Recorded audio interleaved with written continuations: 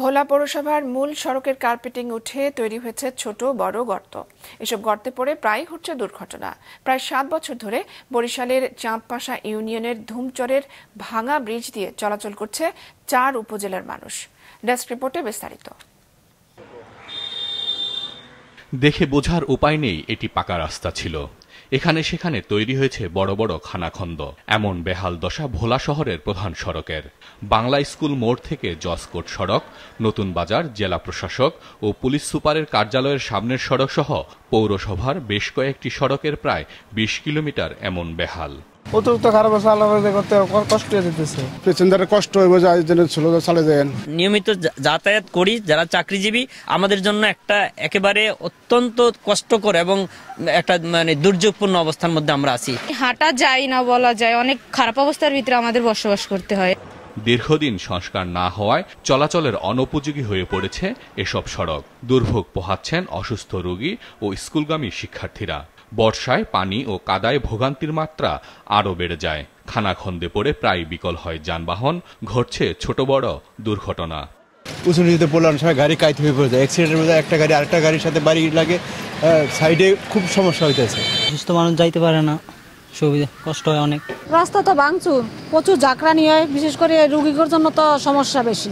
বর্ষার সময় রাস্তাঘাটে প্রচুর পরিমাণে পানি জমে থাকে, যার ফলে আমাদের যেখানে ৫ মিনিট যাওয়ার কথা স্কুলে, সেখানে আমাদের কোনো সময় ১০ মিনিটও লেগে যায়। এ বিষয়ে জানতে চাইলে ভোলা পৌরসভার নির্বাহী প্রকৌশলী জানান, খানাখন্দে ভরা ২০ কিলোমিটার সড়কের ৫ কিলোমিটারের সংস্কার কাজ শুরু হয়েছে। ৫ কিলোমিটারের পরে যে বাকি ১৫ কিলোমিটার সড়ক, সেটি আমাদের LGCRRP বা local government Covid response and recovery প্রকল্পের আওতায় বাস্তবায়নের অপেক্ষায় রয়েছে। সেইটা কয়েকদিনের মধ্যে অনুমোদিত হবে বলে আমরা ধারণা করি এবং ইনশাল্লাহ আগামী বর্ষার আগেই এই সড়কসমূহ যদি ঠিক হয়ে যায় তাহলে ভোলাবাসী অত্যন্ত একটি স্বস্তির মধ্যে থাকবে। এদিকে কোথাও ভেঙে গেছে ঢালাই, কাঠ ফেলে চলছে যানবাহন, আবার কোথাও দেবে গেছে। এমন বেহাল বরিশালের চাঁদপাশা ইউনিয়নের ধুমচরের এই ব্রিজটির। ঝুঁকিপূর্ণ লেখা থাকলেও চলছে যানবাহন। সদর, বাবুগঞ্জ, হিজলা এবং মুলাদি এই ৪ উপজেলার হাজার হাজার মানুষ চলাচল করে ভাঙা ব্রিজটি দিয়ে। দ্রুত সংস্কার না হলে যে কোনো মুহূর্তে ঘটতে পারে বড় ধরনের দুর্ঘটনা। আসার সময় খুব আতঙ্কে থাকি, কখন ভেঙে পড়ে যায়।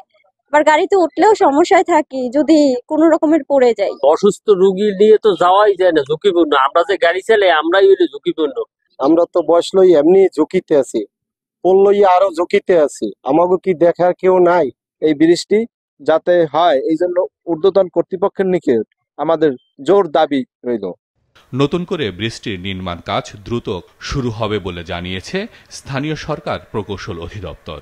ব্রিজের দুই পাশেই সমান্তরালে দুইটা রাস্তা চলে গেছে এবং রাইট অ্যাঙ্গেল, এবং ওই জায়গায় যে এখন যে বড় ব্রিজটা হবে তার ভার্টিক্যাল ক্লিয়ারেন্স, যেহেতু নিজের নেভিগেশনের নদীর পথে যাতায়াতের জন্য বাস সব যায়, যার কারণে ব্রিজটা উঁচা করতে হয়েছে আমাদের সেই ডিজাইন কারণে, এবং অ্যাপ্রোচের হাইট বাড়ানোর এবং অ্যাপ্রোচের ব্যক্তি জায়গায় থাকার কারণে আমরা জায়গাগুলো পাই নাই। দীর্ঘদিন ধরে এর সাথে যোগাযোগ করেও কোনোভাবে জায়গা ম্যানেজ না করতে, আমরা এটা ডিজাইন চেঞ্জ করতে হয়েছে আমাদের।